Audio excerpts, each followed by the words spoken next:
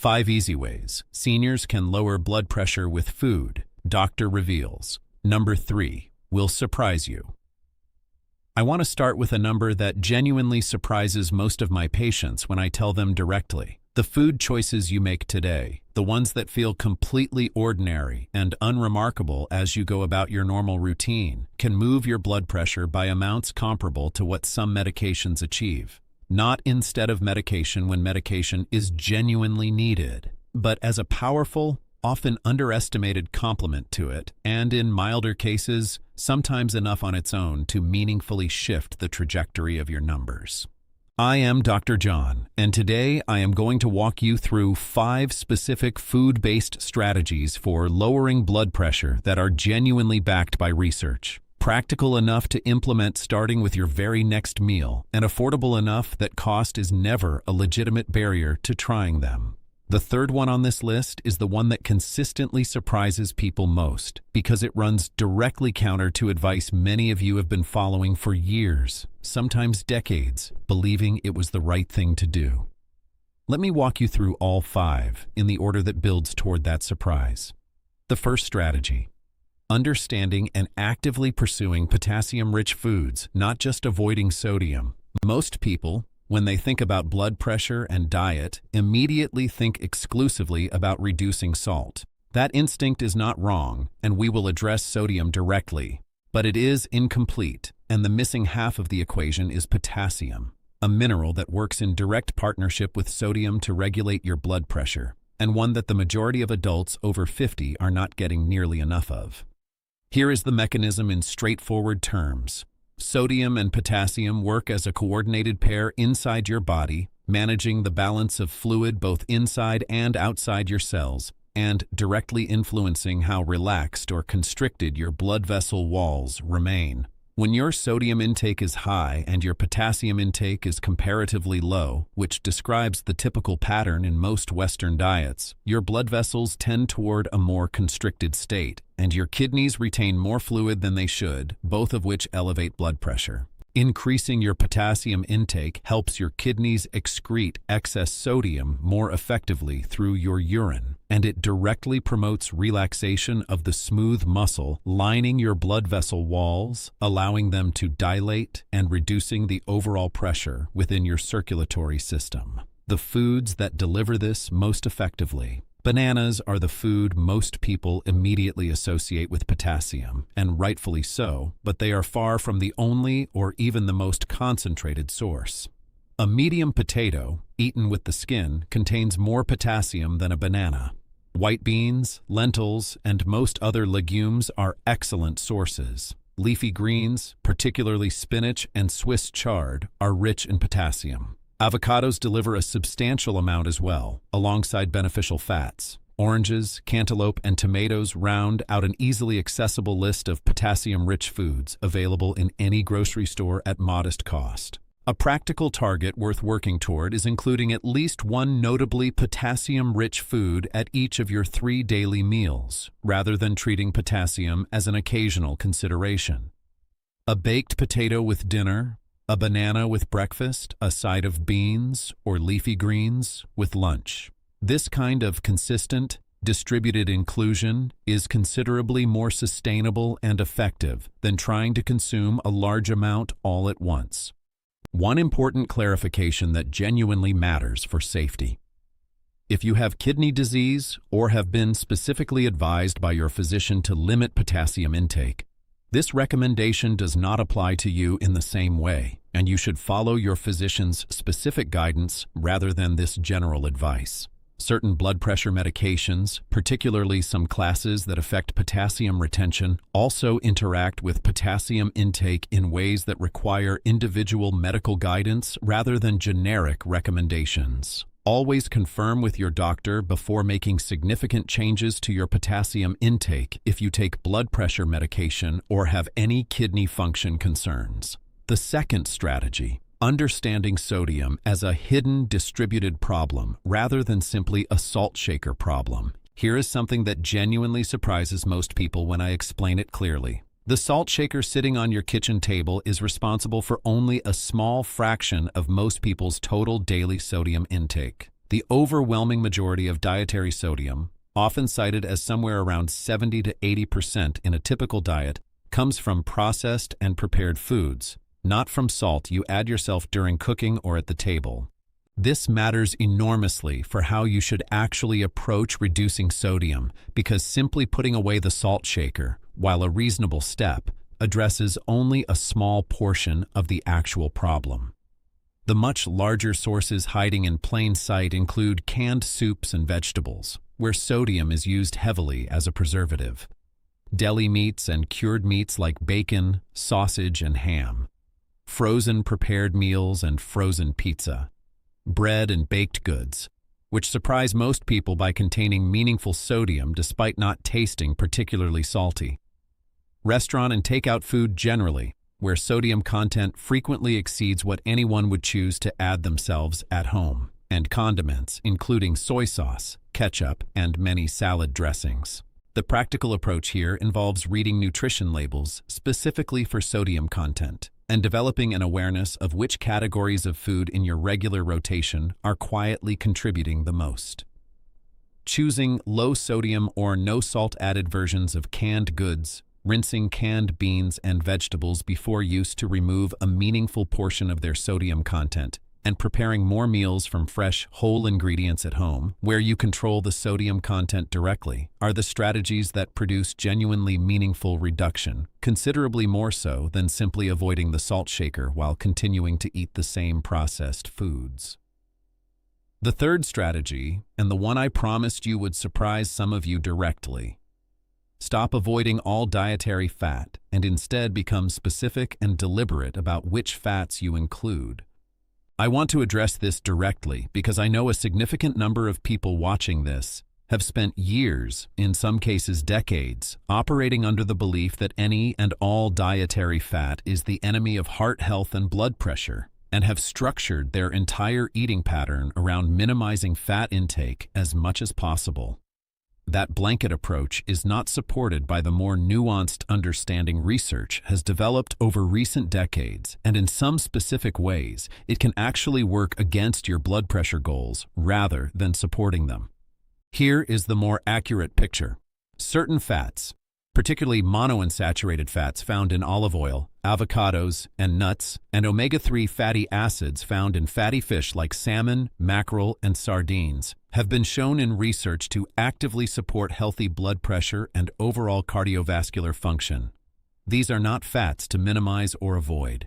They are fats to deliberately include as a meaningful part of a blood pressure supportive eating pattern. What actually deserves the caution that many people have misdirected toward fat in general is specifically saturated fat in excess, found concentrated in fatty cuts of red meat, full-fat dairy products, and butter and trans fats, found in many commercially fried foods and some processed baked goods, which are genuinely worth minimizing. The distinction matters enormously in practice. Someone who has spent years avoiding all fat, including the genuinely beneficial monounsaturated and omega-3 sources, while still consuming significant amounts of saturated fat from processed meats and full-fat dairy, has been making exactly the wrong substitution. They removed the protective fats from their diet while leaving the less favorable ones largely in place. The practical shift here involves deliberately incorporating a tablespoon or two of olive oil daily, whether as a salad dressing base or in cooking, including a small handful of unsalted nuts, particularly walnuts and almonds, as a regular snack rather than an occasional treat.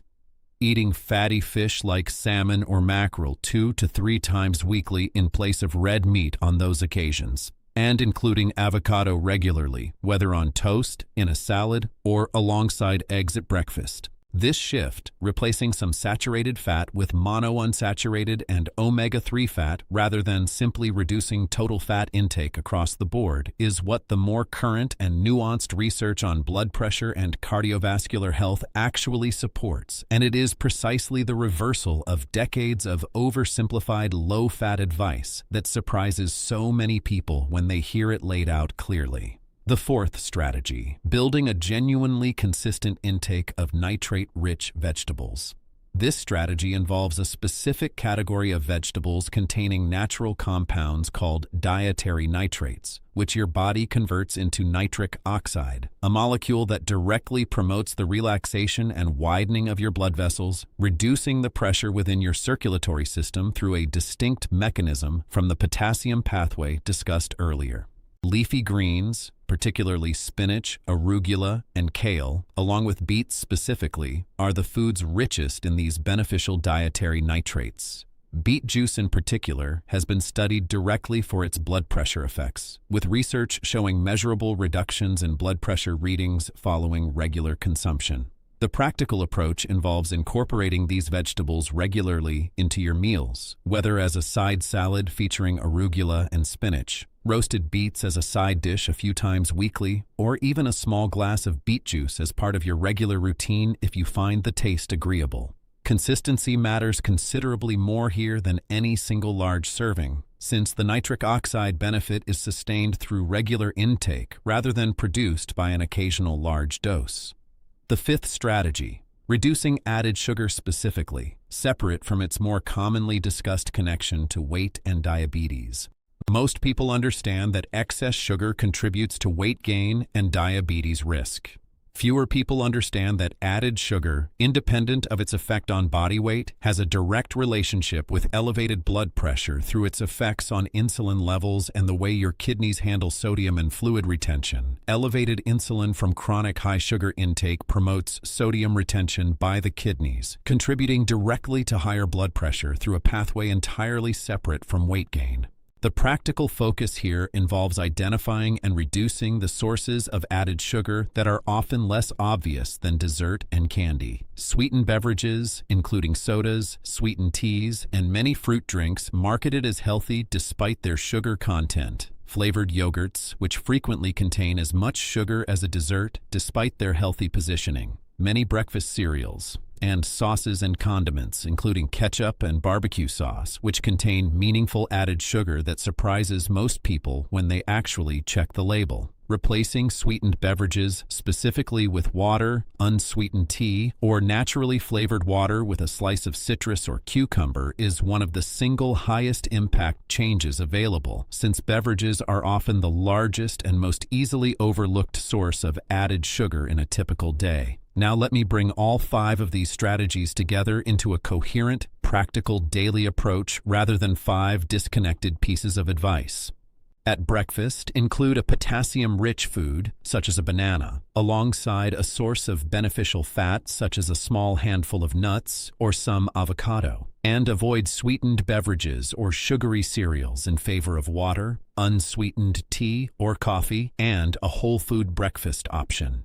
At lunch, build your meal around a base of leafy greens or other nitrate-rich vegetables. Include a source of lean protein and choose fresh or minimally processed components over canned or packaged convenience options wherever practical. At dinner, incorporate fatty fish 2 to 3 times weekly. Include a potassium-rich side such as beans, a baked potato, or beets, and prepare the meal from whole ingredients at home when possible, allowing you to control sodium content directly rather than inheriting whatever level a packaged or restaurant version contains.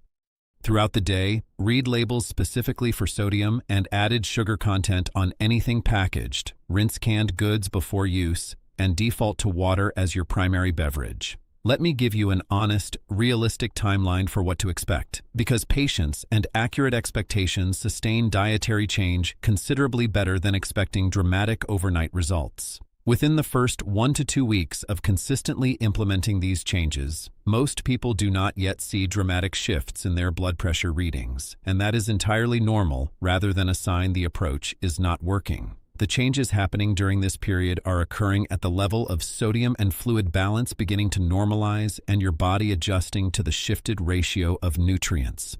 Between 3 and 6 weeks of consistent implementation, many people begin noticing measurable, meaningful changes in their blood pressure readings, particularly if their starting point involved significant excess sodium intake or notably low potassium intake that is now being corrected. Beyond 6 weeks, with sustained consistency, these dietary patterns become a genuinely stable, lasting influence on blood pressure regulation, working alongside any prescribed medication rather than as an isolated, temporary effort. A few important medical notes before I close. These dietary strategies are genuinely evidence-supported and can meaningfully support blood pressure management, but they are not a substitute for prescribed medication when medication is medically indicated for your specific situation. Never stop or reduce a blood pressure medication on your own based on dietary changes alone. Any adjustment to your medication regimen should happen in direct consultation with your physician, who can monitor your actual blood pressure readings and make appropriate adjustments based on your real, measured response rather than an assumption. If you have kidney disease, are on dialysis, or take medications that affect potassium levels, the potassium recommendations specifically require individualized medical guidance rather than the general approach described here. Continue monitoring your blood pressure regularly and maintain consistent communication with your physician about your readings, particularly as you implement dietary changes, so that any necessary medication adjustments happen in a timely and medically appropriate way. Let me close with the core idea I want you to carry forward from today.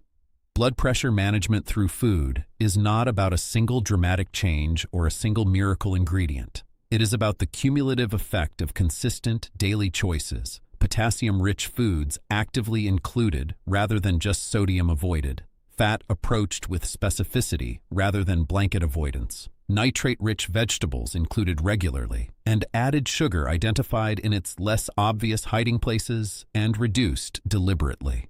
None of these 5 strategies requires expensive specialty products or a dramatic overhaul of how you currently eat. They require awareness, consistency, and, in the case of that third strategy specifically, a willingness to reconsider advice about fat that many of you have followed faithfully for years, even when more current understanding points in a more nuanced direction. This is Dr. John. Eat with intention and give your blood pressure the support it has been waiting for. I will see you in the next one.